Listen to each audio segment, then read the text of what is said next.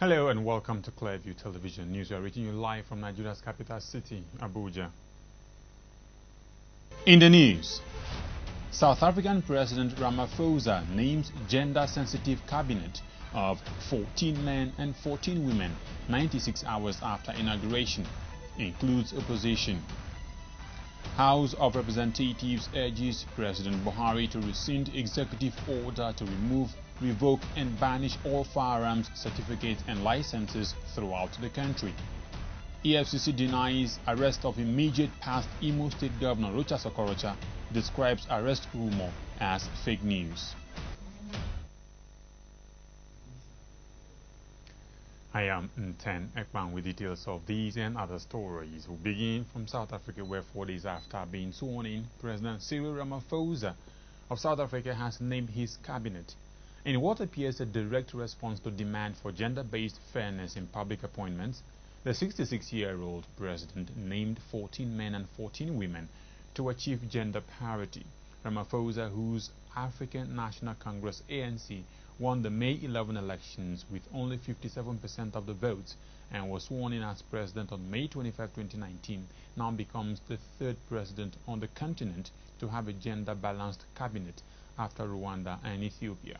Addressing newsmen on Wednesday evening at the Union Building in the capital city of Swane, Ramaphosa revealed that he had cut down the number of ministries in the country from 36 to 28 to promote gender coherence, better coordination and improved efficiency. I've decided, therefore, to make the following appointments to the National Executive. The Deputy President is David Mabuza. The Minister of Agriculture, Land Reform and Rural Development is Togo Didiza. The Deputy Minister in that department, there will be 2 deputy ministers because of the enormity of the task and the extent of the responsibilities that have to do with agriculture, land reform and rural development. The 2 deputy ministers will be Stumo Dlamini and Mcebisi Skwacha. The Minister of Basic Education is Angie Motsecha. The Deputy Minister is Dr. Regina Mhaule. Minister of Communications is Stellanda Beni Abrahams. Deputy Minister is Pinky Kekan. Minister of Cooperative Governance and Traditional Affairs is Dr. Nkosazana Dlamini Zuma. Deputy Ministers, there will be 2 because of the importance and the enormity of the task at hand that has to do with cooperative governance, impacting on local government, impacting on traditional affairs, and impacting also on how national, provincial, and local government cooperate. The deputy ministers, therefore, will be Pax Tau and Obet Bapela. Minister of Defense and Military Veterans is Nosiviwe Mapisa Ngakula. Deputy Minister is Tabang Makwetla. Minister of Environment, Forestry and Fisheries is Barbara Krisi. Deputy Minister is Megi Sochu. Minister of Employment and Labor is Tulas Ngesi. Deputy Minister is Buitumelo Muloi. Minister of Finance is Tito Mboweni. Deputy Minister of Finance is Dr. David Masondo. Minister of Health is Dr. Zwelini Mkize. Deputy Minister of Health is Dr. Joe Patha. Minister of Higher Education, Science and Technology is Dr. Blade Nzimande. Deputy Minister is Buti Manamela. Minister of Home Affairs is Dr. Aaron Mutwaledi. Deputy Minister is Njabulo Nzuza. Minister of Human Settlements, Water and Sanitation is Lindiwe Sisulu. Deputy Ministers, because international relations is such a vast portfolio, which involves interacting with multilateral organizations around the world, the UN, the AU, and many other countries as well. We need 2 deputy ministers, and they will be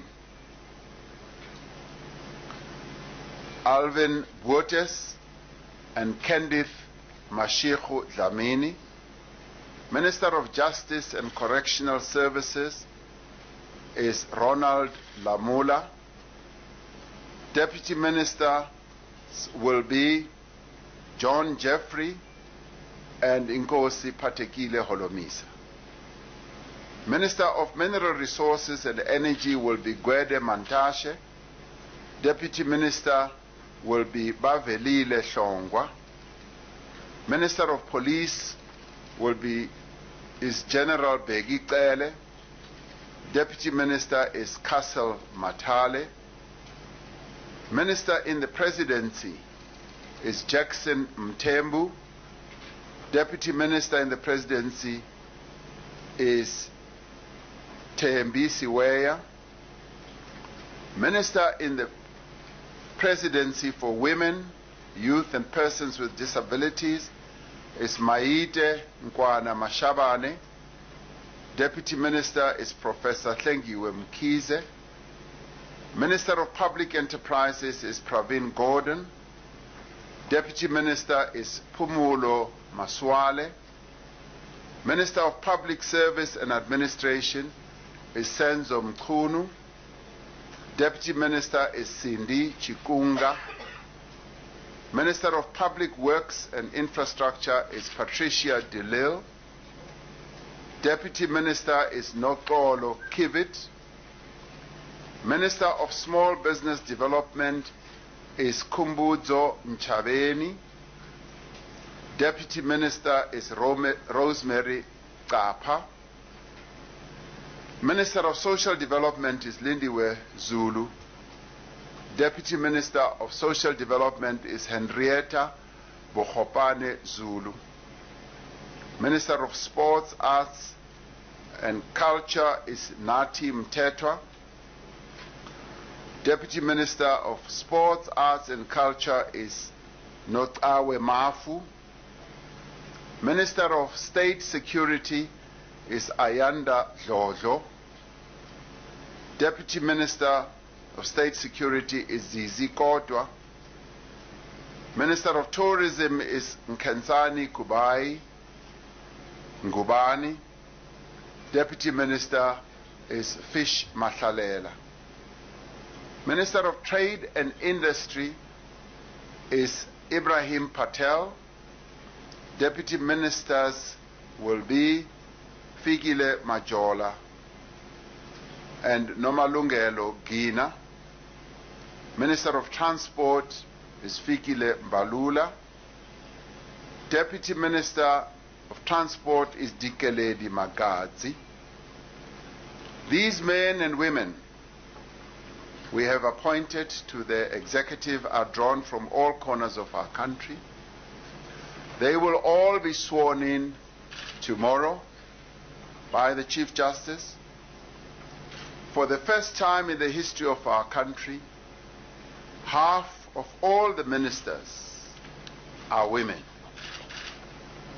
50% of our ministers are now women. We have also included a significant number of young people. This is in fulfillment of our commitment to giving young people roles of responsibility in all sectors of society. This is part of a generational transition in which we are creating what we call a pipeline of leaders to take our country further into the future. In conclusion, I would like to express my appreciation for all those outgoing members of the executive who served the country so ably in the 5th administration. We continue to value their experience, their skills, their inputs, and their contributions, and I will be finding and seeking ways, suitable ways of getting areas of responsibilities that they can continue serving our country. Cyril Ramaphosa there. And only earlier this month, the Nigerian League of Women Voters called on the executive arm of government to work with the legislature to ensure that the Nigeria gender policy, which guarantees 35% of women inclusion in governance, is passed into law and implemented immediately. The call was made by the League's founder and national president, Esther Oduehi, at its 2019 annual convention held at the Merit House in Abuja. Clearview TV's Ju Unyemechalo completes the report. The objectives of the Women League are to promote in all ramifications the empowerment of all women, as well as accelerate the participation of women in all arms of government, corporate bodies, and to stimulate women towards entrepreneurial skill and thrifts. Delivering her welcome address, the National President, Nigerian League of Women Voters, Esther Uduehi, says Nigerian women are not pleased with the outcome of the general elections in terms of gender performance, as very few women got elected at both state and national levels. With the end of the 2019 elections, we can say that in terms of gender performance, the election was not good for our women. Very few women got elected, both at state and national levels. We believe that the executive must work with the legislature to ensure that the 35% affirmative action is not only on paper, but is put into action. We are appealing to members of the National Assembly, especially those of them who are coming in now, to craft and pass a law to this effect. A law that makes it mandatory for a member, for a number of seats in each state to be reserved, if in rotatory manner, for women only, in addition to the seats that they can struggle for and win by themselves.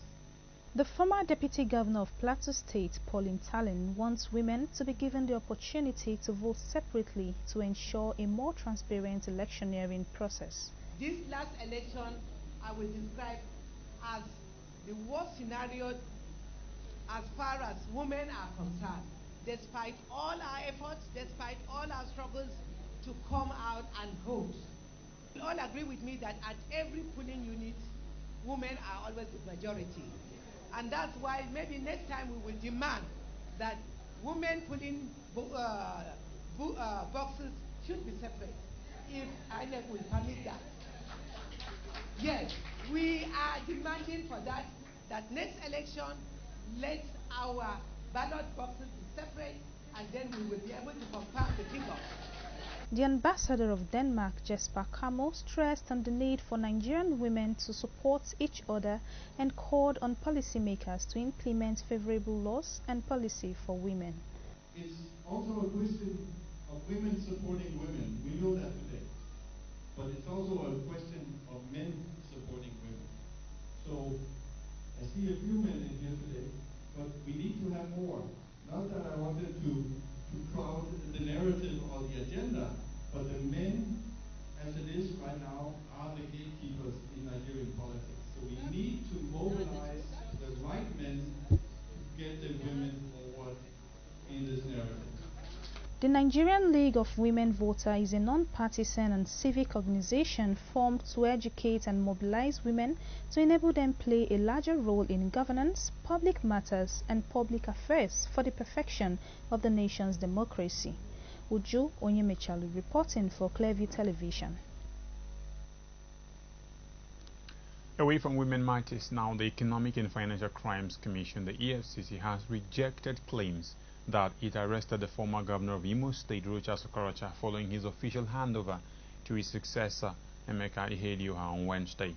Ihedioha of the People's Democratic Party had won the Imo governorship election that held on March 9, defeating 69 others, including Okorocha's anointed candidate and son-in-law, Uche Nwosu of the Action Alliance. The defeat came amid an intra-party crisis involving Okorocha, who belongs to the All Progressives Congress, and the national chairman of the party, Adams Oshomole, that has yet to be resolved. In the light of Okorocha's exit from office as governor of Imo, reports began to circulate online on Thursday that he had been arrested by the EFCC. However, the EFCC's acting head of media and publicity, Tony Orilade, said it is fake news.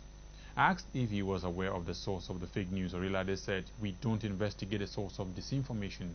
We investigate financial and economic crimes. So if anybody is quoting us, we can then take it up." And still in Imo, the Imo State government on Thursday attempted to demolish the Akachi monument, which was built by the immediate past Governor Rochas Okorocha. While earth-moving equipment sent by the government was demolishing the monument, military operatives numbering over 25 came and chased onlookers away. The military men who barricaded the environment as of the time of the report resisted people who had come to catch a glimpse of the demolition from gaining access to the place. The development caused a rowdy scene in and around the area. The soldiers stopped people from taking photographs of the scene. And the National Industrial Court Abuja on Thursday ordered the immediate reinstatement of Moni Guazo, the suspended Director General of the Securities and Exchange Commission, SEC. Justice Sanusi Kado, in his judgment, held that the Minister of Finance, named as second defendant in the suit, lacked the power to suspend the claimant. Kado, who dismissed 3 issues raised by the defense counsel through their preliminary objection, ruled that the suit was not status barred.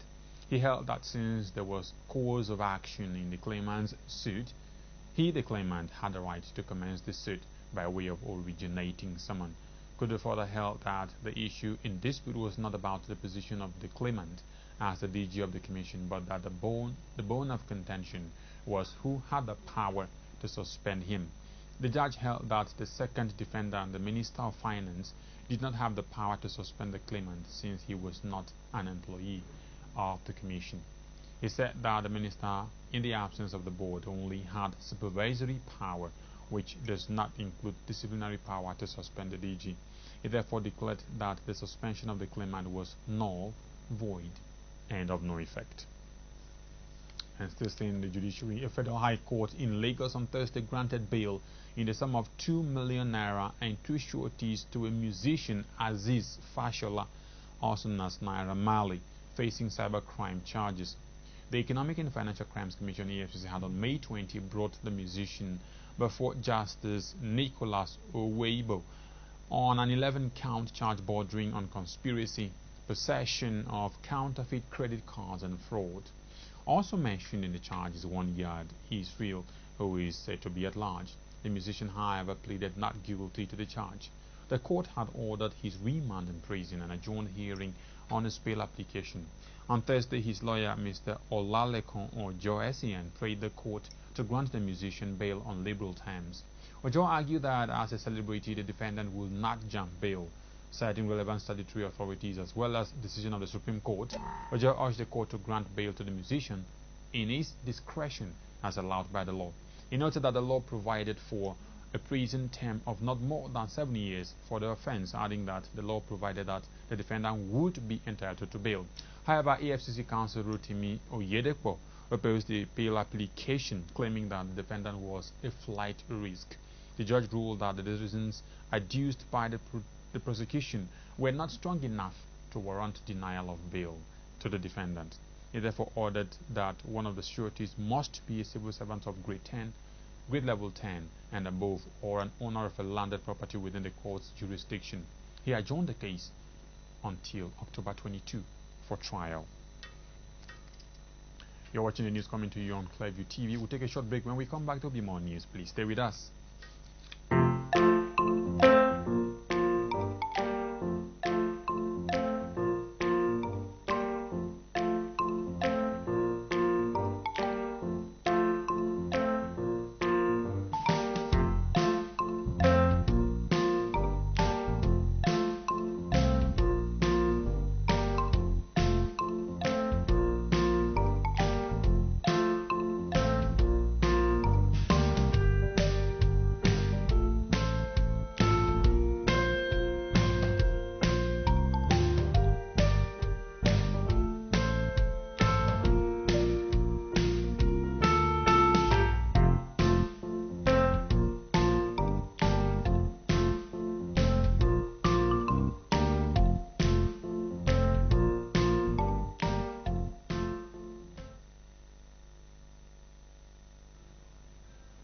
Welcome back from the judiciary. Let's move down to the legislature, where the Senate has urged the federal government and Federal Ministry of Aviation not to consider downgrading Akanu Ibiam International Airport in Enugu. The upper chamber also called for rehabilitation of the airport's runway for the safety of passengers and aircraft, completion of the new terminal building of the airport, and put it in use by local and foreign airlines. This followed a motion co-sponsored by 15 senators from the southeast, the southwest, and the north central on the threat to downgrade Akanu Ibiam International Airport in Enugu. Anieti Patrick has more. Motion, Senator Victor Ame, Anambra Central, said that the upgrade of the airport was not only historic but made Easterners heave a sigh of relief and gave them a sense of belonging, because Akanu Ibiam Airport is the only international airport in the entire southeast of Nigeria. Other lawmakers also took turn to support the motion. Once it is said this is an international airport, it's an airport for every person. And the strategic importance of that airport in the southeastern part of Nigeria is in the interest of all Nigerians.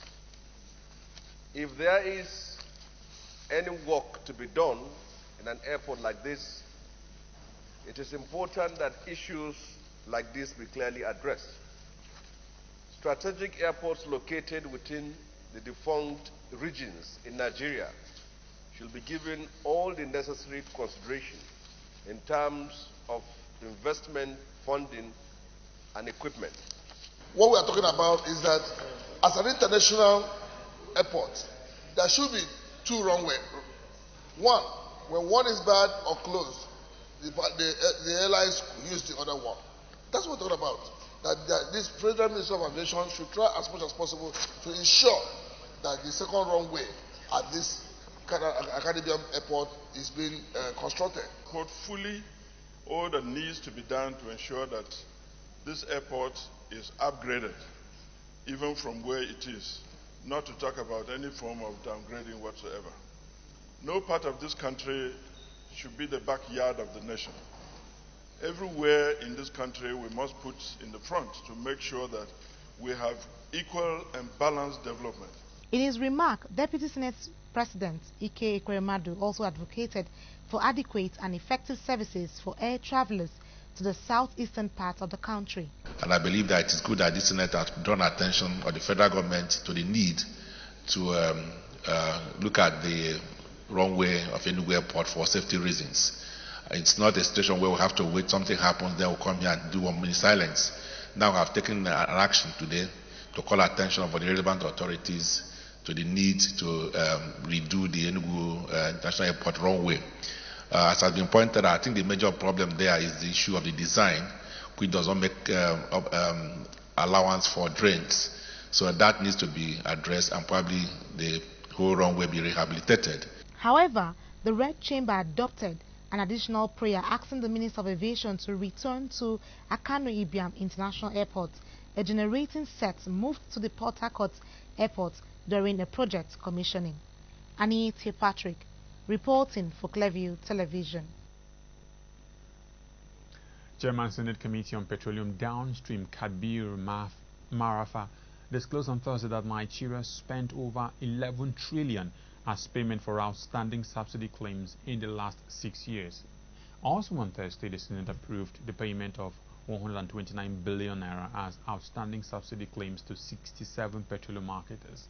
The approval followed the adoption of the report of his Committee on Petroleum Downstream on the promissory note program and a bond issuance of all marketers' outstanding claims. Meanwhile, the Senate has adjourned until June 6 for its valedictory session. The National Oil Spills Detection Response Agency, NOSTRA, says it is working towards the attainment of a clean Nigerian nation that is free from oil pollution. Director General of NOSTRA, Idris Musa, stated these on Thursday in Abuja during a stakeholders meeting with the upstream, midstream and downstream players in the Nigerian oil sector. Clearview TV's Rose Awulu has a report. The participants, the Director General, National Oil Spills Detection Response Agency, Musa Idris, said the essence of the meeting is for key players in the oil sector business to reach a consensus on how the business can effectively contribute to the growth of the nation's gross domestic product, GDP. We are not going to come just to say pay money and this. We are going to offer you services. And the services we are going to offer you is not the services that will send you packing from your business. It's not. If you take a look at this, we'll talk about those ones when we have. This is just the beginning, like I said. We will still sit down with you, discuss this matter, and if need be, we can escalate this matter further up and see all other people that are charging, how can there be harmonization where necessary. So that when we look at this, we will be able to come out with something that will be beneficial to our environment, to our health, and to our nation. The Executive Secretary Dapman Olufemi Adebayo, Executive Secretary Major Oil Marketers Association of Nigerian, MOMAN, and IPMAN President, who was represented by his vice Abubakar Megida, shared their views on challenges facing oil marketers in the country. To have a good environment, and I can tell you, at least for Dapman, and I know MOMAN too, because at least I worked in a major marketing company before I left the system. Even before a marketer joins us, we go to the depot, inspect the depot, to ensure that industry best practices is what obtains there. It's very well founded. It was very well made, and the content was absolutely on point. It is true that the world has evolved, has moved. It is true that all over the world steps are being taken to ensure the protection of the environment. It is true that if we don't take these steps, that it is possible for oil to leak into the soil and into water sources which are consumed by our people. So what you are trying to do is it's a very good thing.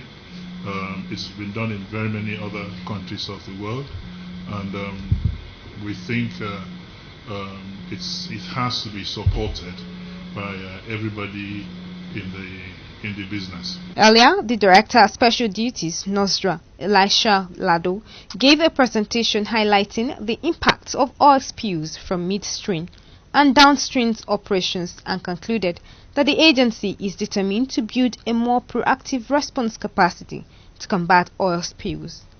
Rose Audu, reporting for Clearview Television. The Senate on Thursday suspended all its rules to confirm Justice Abubakar Siddiq as the President of the Customary Court of Appeal, Abuja. President Muhammadu Buhari had, in a letter read by Deputy Senate President Ike Ekweremadu on the floor, asked the Senate to screen and confirm Justice Siddiq for the position. Clearview TV's Anita Patrick has more. After Ekweremadu, who presided over plenary, read the President's letter, the leader of the Senate, Ahmed Lawan, raised the point of order asking the upper chamber to suspend its rules and immediately confirm the nominee. Could be sitting for close to the last time, and I believe that the issue at stake, the request of Mr. President for the confirmation of the President of the Court of Appeal, Court of Customary Appeal, is such significant and huge national interest that we cannot afford to go through all the normal processes of our confirmation process and procedure.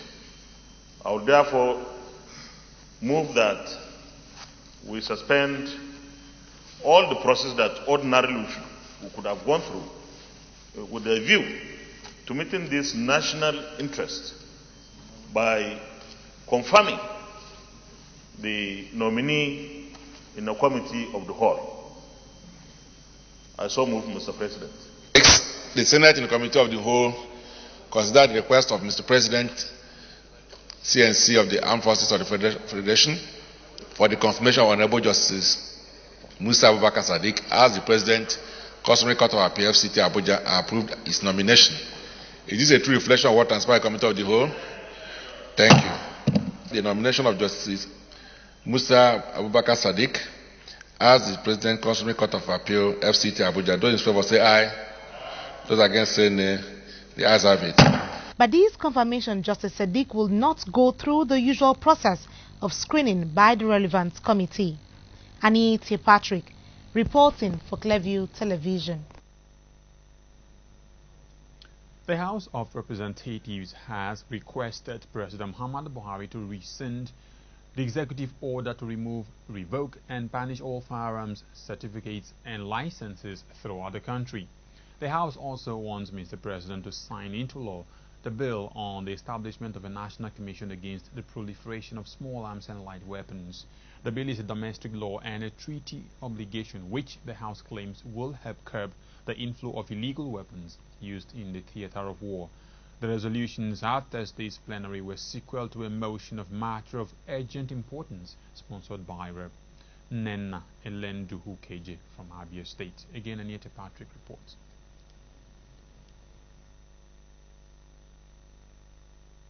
The lawmakers say the executive order to remove, revoke and banish all gun certificates and licenses nationwide is the President's response to local and international outcry and concerns for Nigerian security situation.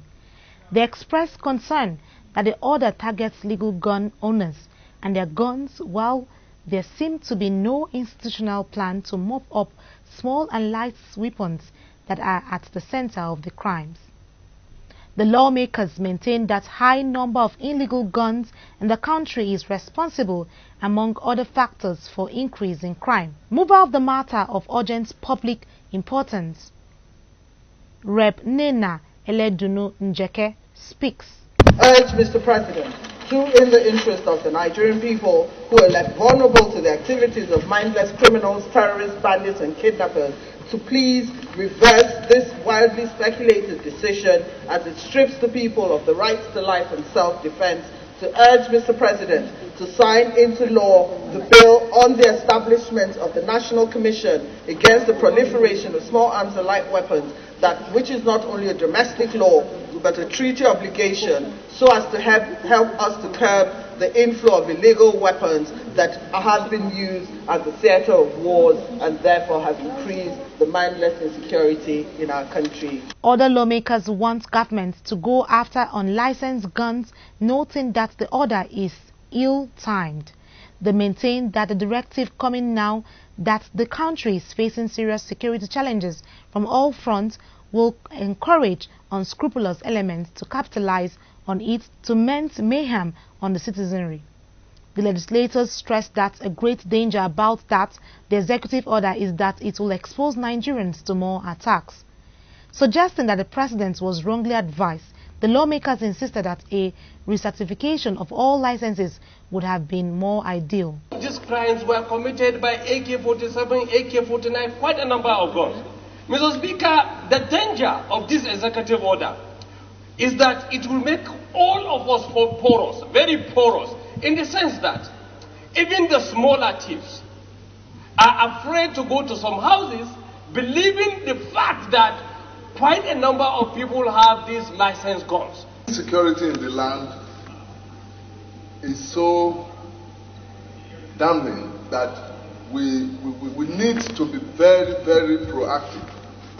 I do not subscribe to those who are saying that if the rumor that is so much alive that an executive order is in the offing that would deny qualified people from either having licensed guns or even where they already have them, having them withdrawn.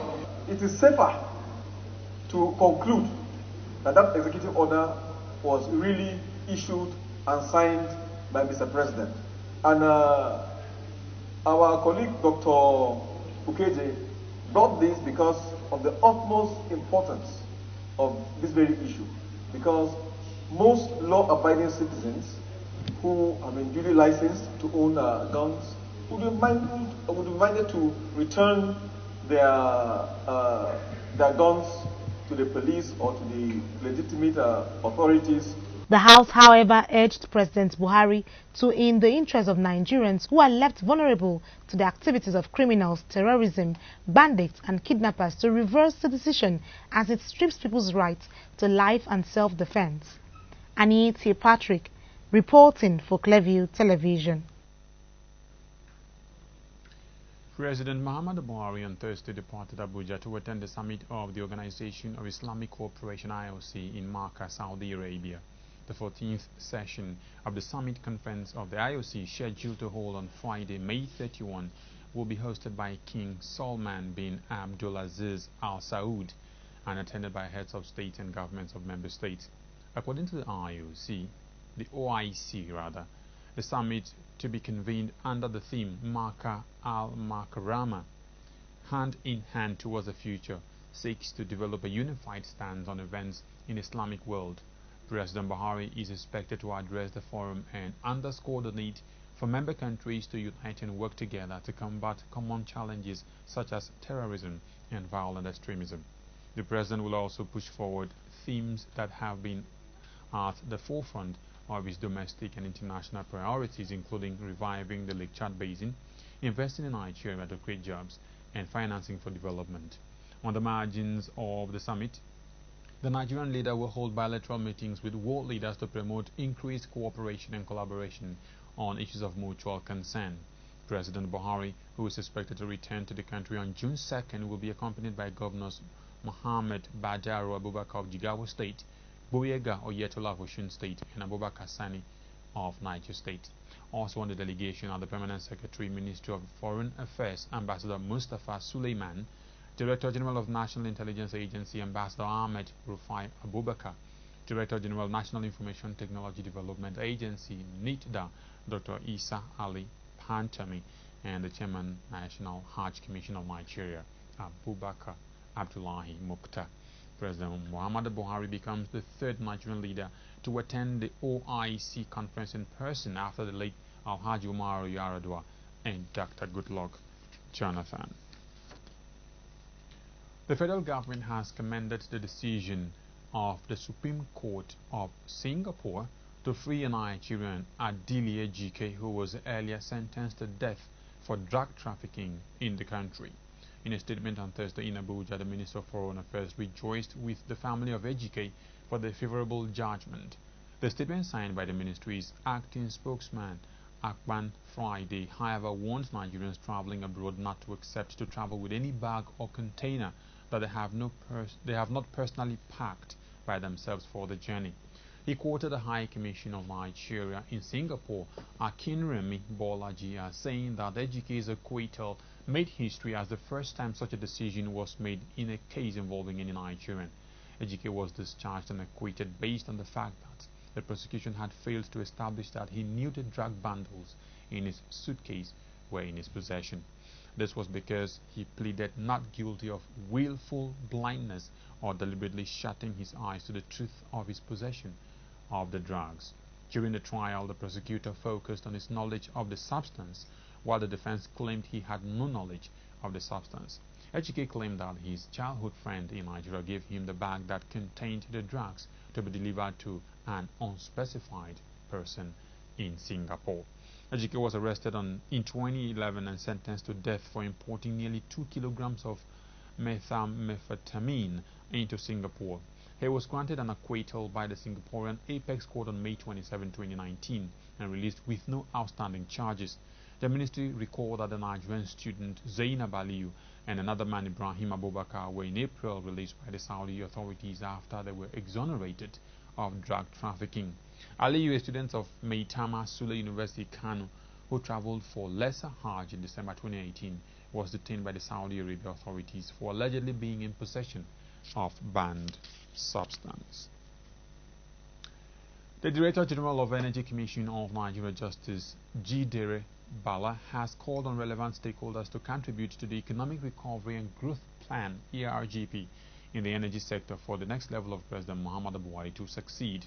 Bala made the appeal at a rapid assessment and gap analysis of the national energy policy in Abuja.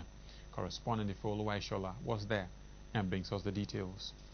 The expert peer review and work group meeting was aimed at reviewing national energy policy and the national energy policy plan in order to come up with a sustainable energy bill and identify obsolete policy statements, objectives, and strategies in the national energy policy document and recommend new ones.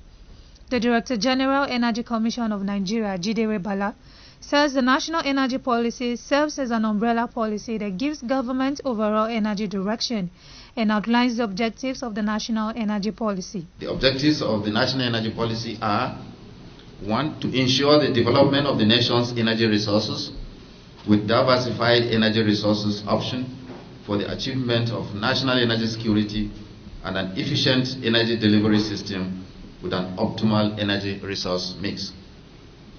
2. To guarantee increased contribution of energy productive activities to national income. 3. To guarantee adequate, reliable, and sustainable supply of energy at appropriate cost and in an environmentally friendly manner to the various sectors of the economy for national development. 4. To guarantee an efficient and cost-effective consumption pattern of energy resources.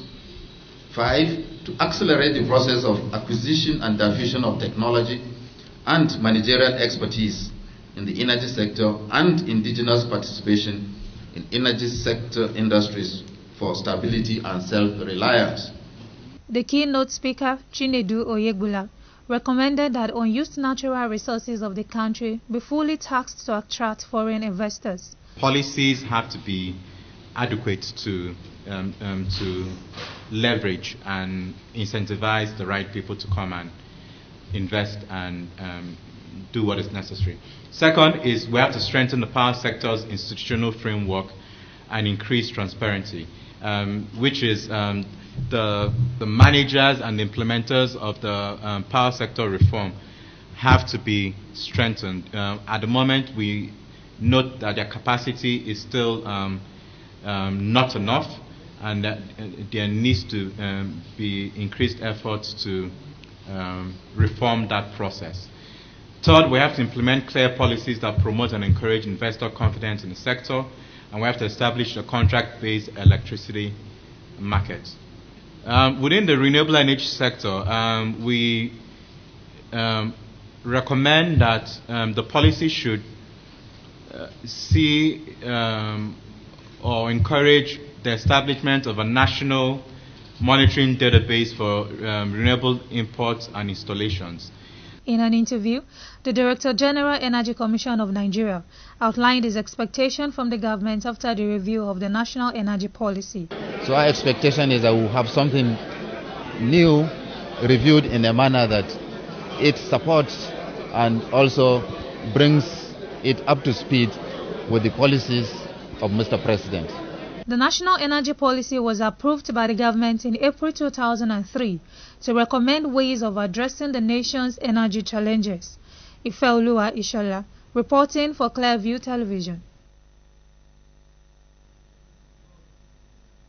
The inauguration, the celebration of President Muhammadu Buhari and Vice President Yemi Osinbajo, which took place on May 29 in Abuja, had entertainers all over the country come to celebrate at a concert at the Transcorp Hilton, Abuja. Titled Inauguration Day Concert, the concert is the first of its kind and was to welcome and celebrate the President and to offers. We now join our entertainment correspondent, Cecilia Coley, who has that story. Inauguration Day concert, which is the first of its kind in Abuja, was put up by all Nigerians to celebrate the commencement of President Buhari's second term in office. Inauguration Day concert is the first of its kind, and we're going to repeat this every 4 years because we have to celebrate. We also have to celebrate the people that have gone that distance with us. The event began with the red carpet, where Nigerians and celebrities congratulated Mr. President and also made their expectations for the next level known. Yes, I believe this next level is going to take us to the real next level. You understand? Because all we need is positive vibe, no negative vibe. For me, it's the growth in my career, the growth in my business, the growth in my family, and as a matter of fact, the growth in this country called Nigeria. Make him do the next level now. Down when doing our first half, yeah, now the full match. It's all boils down to what the people can do for us. We as a people should stand up and start trying to make change happen. We can't just keep waiting for the president to do everything. That is the truth, because he's just one man at the end of the day, right? Yes. So, well, with Nigeria awake, I hope Nigeria awakens. We expect more. We want to be proud of Nigeria, and you're there in power, so we hope that you can listen to us and do what we say. We're speaking from our house. We're not saying this brag. We're saying it because we need it. We don't have another house. If they block us from everywhere else, this is all we have. So and lead us well. The concert had in attendance celebrities who performed on stage. They included Mr. Real, Harrison,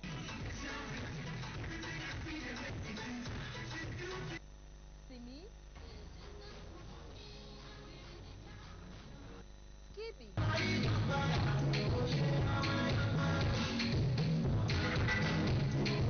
Okay Bakasi.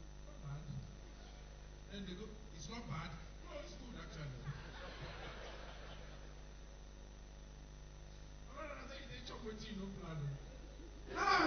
I said no.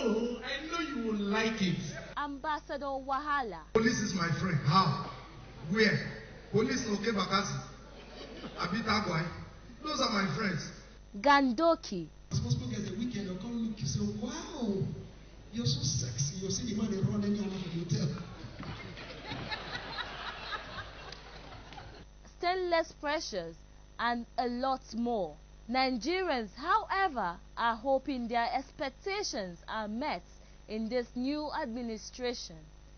Cecilia Okoli reporting for Clearview Television. Up next is sports news with Cholu. Stand by for that after this break. Night concert is the secret of cheap viewing. All you have to do, just get your decoder, any free-to-air decoder at all, and tell the installer to track it to Night concert. So you get all your latest news from there. It's not only that, entertainment, Hausa programs, sports, even news from the villa and plenty other things. And I've been burning my money on that company from Southeast Africa or Northeast Africa or somewhere. I'll be back. When are you going to get my decoder, of course. It's switchover time. Nigeria Communication Satellite Night Concert. It is viewed in about 38 countries. No subscription. Just buy the free-to-air decoder. Be part of this, and you have access to Clearview Television 24 hours, 7 days.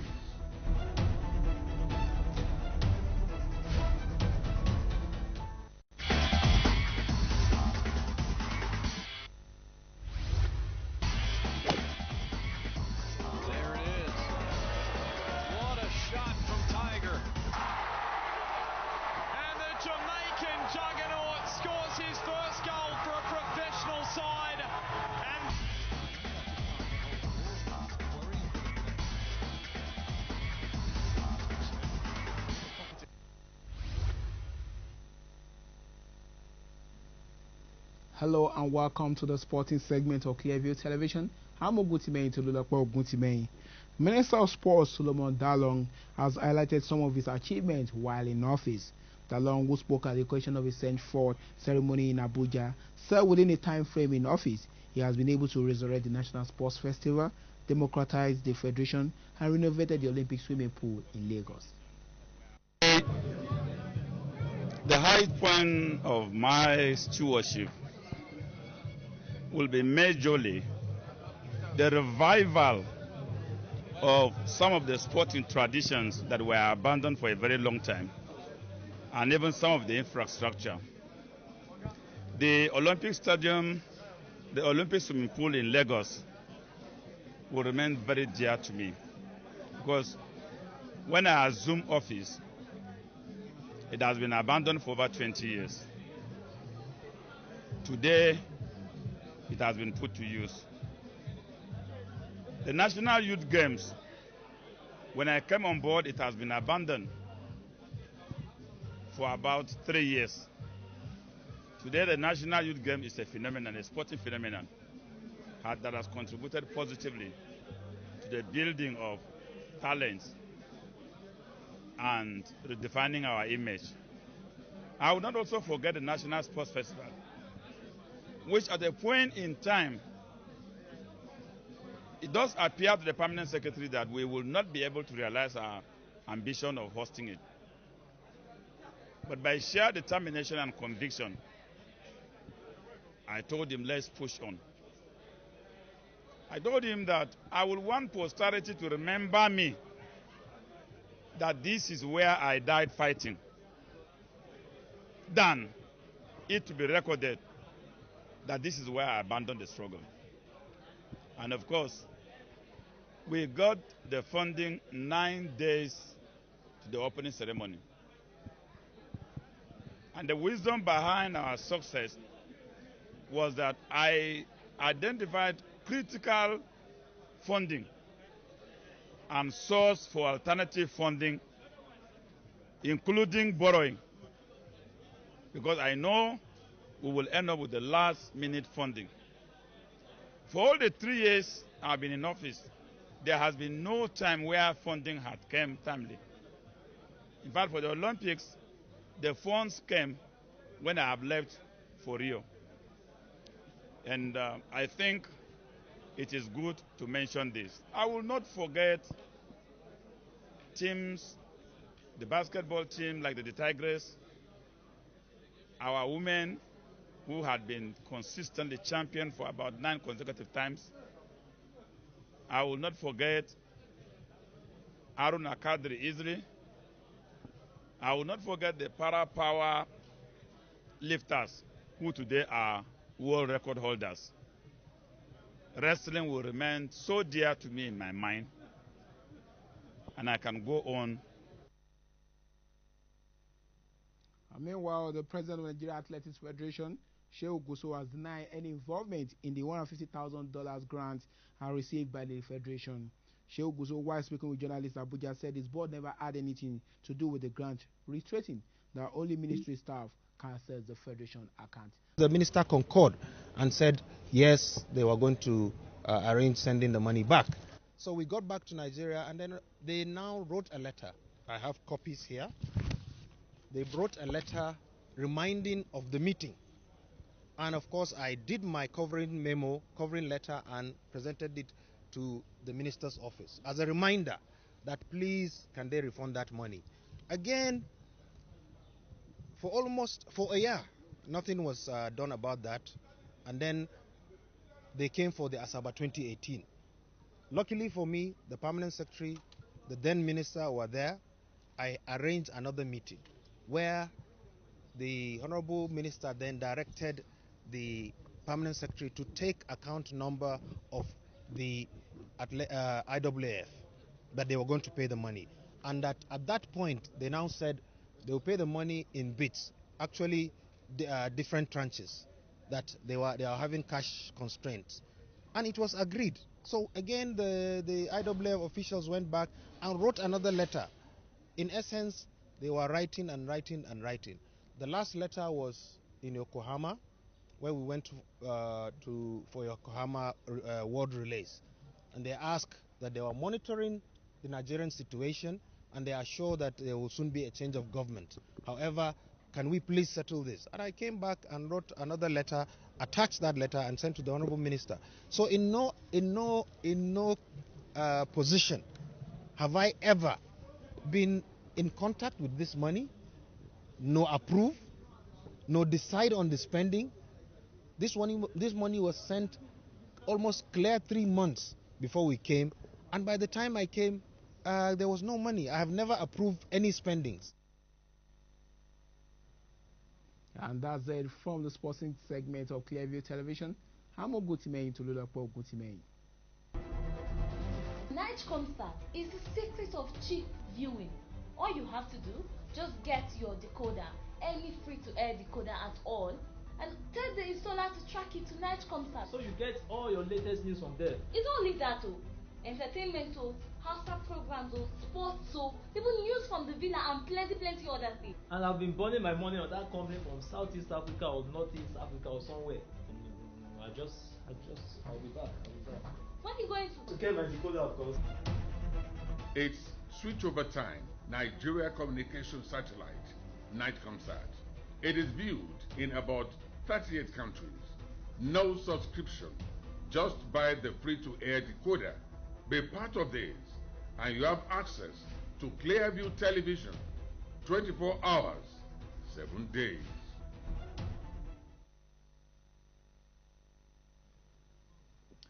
And just before we conclude the news, let's take a look at the headlines once again. 4 days after being sworn in, President Cyril Ramaphosa of South Africa has named his cabinet in what appears a direct response to demand for gender-based fairness in public appointments.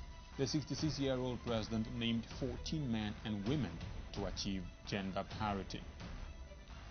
The House of Representatives has urged President Muhammadu Buhari to rescind the executive order to remove, revoke and banish all firearms certificates and licenses throughout the country.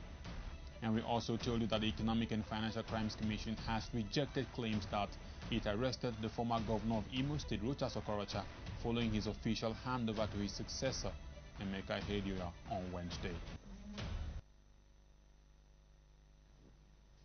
And that's the news. But just before we go, do remember that you can subscribe to our YouTube channel via Clearview Television.